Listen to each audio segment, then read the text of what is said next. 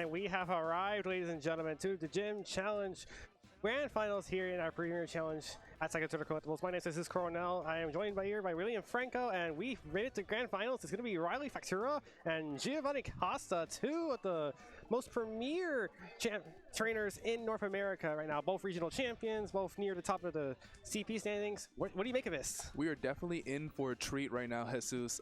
Both of these players have played their heart out to make it to this point. I don't want to say that we expected this one, but this is definitely one for the books. Giovanni and Riley, we're going to see who's going to win. Is this day 4? This is the third day. Oh, this is day 3. Okay. And in the screens right now for Riley, it's Urshifu Rapid Strike, Shed Pow, Dragonite, King Gambit, Ogre Pawn, Heart Flame, and Mungus. And for Geo, it's going to be the Goldango, Iron Hands, Ogre Pawn, Wellspring, Flutter Mane, Urshifu Single Strike, and for Rigarath. All right, now Geo is running the Goldango, and I saw the regionals that he won. The Goldango has been putting in a lot of work. Make it rain. Is it the Life Orb?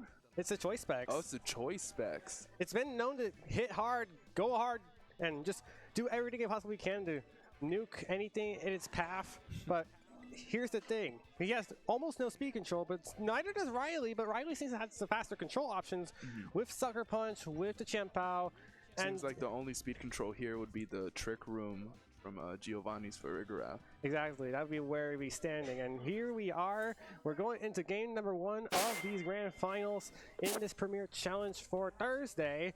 And Geo will be sending out Urshifu Flutter Mane to start out this battle. And Riley will send an Urshifu Chien-Pao. And Sword of Ruin is going to activate immediately. Most definitely both Urshifus on the screen right now. And the booster energy. Gonna multiply speed.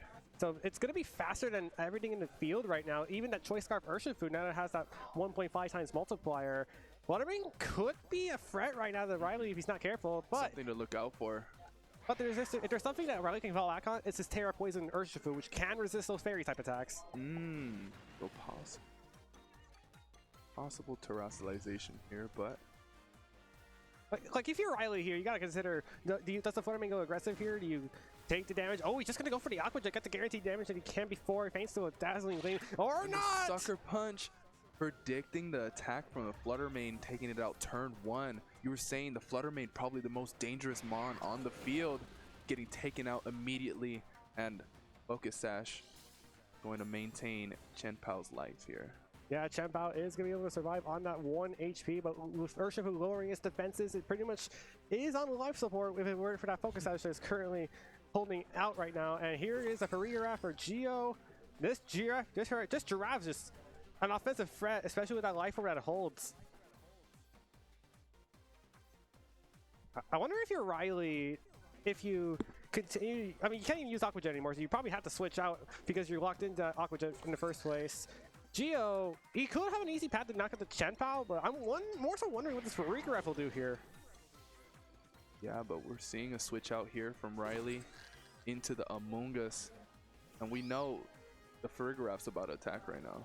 Ice Spinner goes out into this Urshifu with lower defenses, will take it down to the red, will not activate a Focus Sash, and there's a close combat into the Among Us. It's not going to be doing a whole lot of damage. I'm a little surprised that's not a Wicked Blow, but it does make sense to check for if something were to go into that slot. But Hyper Voice will just take care of the Chien-Pao. Down it goes, and Among Us will be able to munch on that Citrus Berry. Wow, that was a very good KO there from Geo. Citrus Berry, eat it up. Get it back up to near half health. You have Urshifu ready to go once again, and you do see the Ogre Pawn as well for Riley, so could be big, especially because you don't have your terrestrialization used up. You could just tear it with the Heart Flame Mask and give it that embody aspect for the attack, and that could give Geo a lot of trouble. And Urshifu will be coming into play now. That's going to leave it pretty open to take out this Urshifu without much worry. It's whether or not it survives the Rigarath's attack, because while it may be able to redirect Side Shock, it won't be able to redirect Hyper Voice. Yeah, most definitely. I had to ask right now because, like, Hyper Voice, it's the spread move right now because there's 2 targets in play, and Urshifu's not really known for a special defense stat. It should be able to take a Side Shock, but if you do, you had to use Rage Powder to get it to the Amoonguss, but then Amoonguss goes down in that scenario.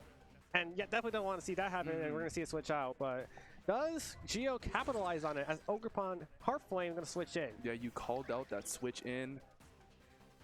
Mold Breaker here from the Ogerpon. Regret protecting and not going forward at Hyper Voice or Side Shock. I wonder what the Urshifu did. It's possible the Urshifu is going to attack. And it's going to knock out the Urshifu. Was that a speed tie? No. Or is Urshifu just faster? Urshifu has a choice card fight on it, so Geo unfortunately just got the call wrong. He was hoping that the Searching Strike was going to go into the Farigreff and not to the Urshifu. Instead, got that call wrong, and in comes the Iron Hands now for Geo, which can give it the fake out support, or even Drain Punch into things like the Urshifu. Ogerpon does still have Terra available. Okay. And yeah, I think it does make sense for Ogerpon to go for the Trisolization, especially because you don't have to worry about the fact that Flutter Mane is not there anymore, nor is Urshifu. So these are the last two Pokemon for Geo. This is hard because you gotta deal enough damage as you can, but both your Pokemon are gonna be underspeeding. Yeah, that's a good point. So definitely one of these Mons is gonna go out here. Iron Hand's really known for his bulk, and especially without Jam Pal in play, should be able to take both these attacks fairly well, unless of course the Ivy Cudgel went into the Iron Hands. And here's Riley going for his Terra. Watch it shine brightly with that mask. Shining bright like a diamond. You're beautiful like diamonds in the sky, Ogerpon. And now that Embody Aspect will activate and give it that attack boost to give it a lot more firepower than it normally already had. Fake Out goes into the Urshifu. It won't get the move this turn. It all hinges on this Ogerpon, which does go for the Ivy Cudgel. Where does it go? It goes straight to the Iron Hands. Let's see how much damage this does. And it will almost knock it out. Whoa. Side Shot goes into the Urshifu, so down goes that. Now it just comes down to whether or not Ogerpon and Amoonguss will be able to outlast Farigreff and Iron Hands. That was a great play there from Giovanni. Taking out the Urshifu pretty handily. Amoonguss coming in now, and we're gonna see. Well, Amoonguss should be the slowest thing in play, so the only thing you gotta worry about if your Geo is this Ogerpon. You can't fake it out anymore. Iron Hands is threatening to KO. Farigreff also threatening to be KO'd. It's just coming down to whether or not you get this call correct, and Geo going for a Terra. On the Farigreff? It is Farigreff. It is going to go Terra Fire, which unironically does resist that Ivy Cudgel. That was a good play for sure. But will it be enough to live on this Ivy Cudgel? Here it comes. Oh, we're about to see. Oh no, it goes into the Iron Hand, so down goes that Pokemon. Okay, now he has to hold out. It was Side Shock that went into the Amoonguss and not Hyper Voice. And it is Side Shock into the Amoonguss. It should probably be close to getting a knockout. It is not he enough. Survives. The Amoonguss lives with the hair, and yeah, Amoonguss just adding insult to injury with the sleep. And that should be game one wrapped up to Riley. Unfortunate that an Amoonguss lived on 14 HP, because I think if it did survive, you would have definitely gotten a chance to maybe go for a one-on-one Hyper Voice against that Ogerpon, or maybe even a Side Shock for that matter. And instead, it lives on 14 HP, and you unfortunately lose the game because your Amoonguss because Riley's Amoonguss spored Geo's Farigreff. But I also want to point out that Geo never had any advantage. You know, his one advantage was that booster speed Flutter Mane, and he lost at turn 1. Yeah, due to the amazing Sucker Punch play from Riley, kind of disarming that Flutter Mane. And I also play really shocked me because there was a chance that Farigreff could have just swapped in and negated all of that, because both Aqua Jet and Sucker Punch could have been blocked off by that Armor Tail. So Riley was definitely playing with fire, and he got the call correct. That's a play he's gonna look out for in the future for sure, especially after losing Flutter Mane turn 1. That's not the plan, and it's looking to be like the same lead. Yeah, both these trainers gone quickly with their team preview, and we're going straight into game 2 very quickly. I wonder, I gotta ask you, what switch ups do you think Geo might do?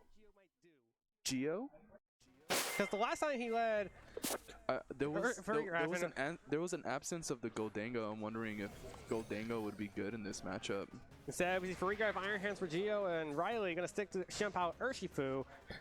Fake out once again is available. But Goldango loses to the Ogre Pawn, right? That's probably why we don't see it here. Yeah, that's really why we don't see it here. Ogre Pawn's going to be outspeeding it and hitting it with that IV Cudgel.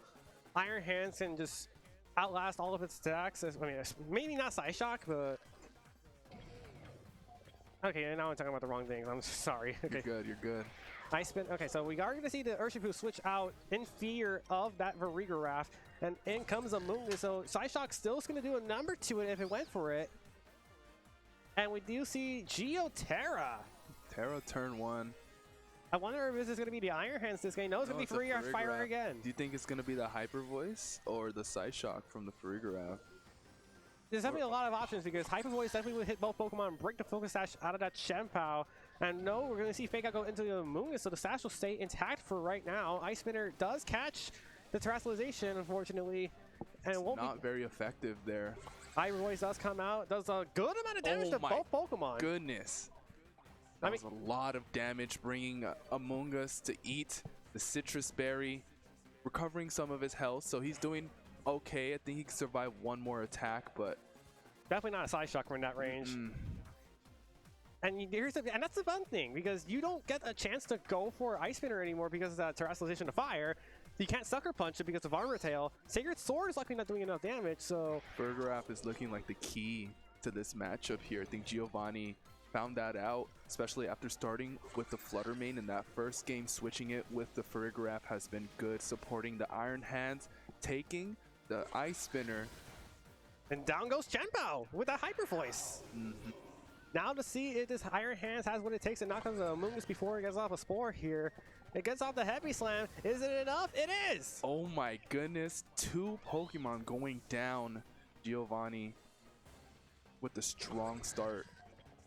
And in the back is Riley's Urshifu that we already know of, and the Ogre Pawn. So Urshifu can take care of this Farigarath, but in return it has to maybe contest with a Wild Charge. Yeah. The Surging Strikes will definitely clean up the Farigarath. Gonna have to worry about the attack from the Iron Hands.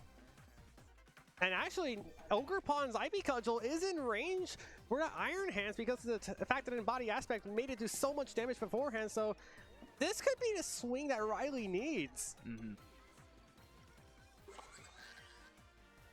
But it's just like, does Iron Hands switch out at all? Because I don't think there's any good switch outs for either Pokemon, really, unless it's for you guys going into the Ogre Pawn Wellspring, which with his Water Absorb. Oh, there it is. There it is. That was a good call from you, Jesus. The Ogre Pawn Wellspring.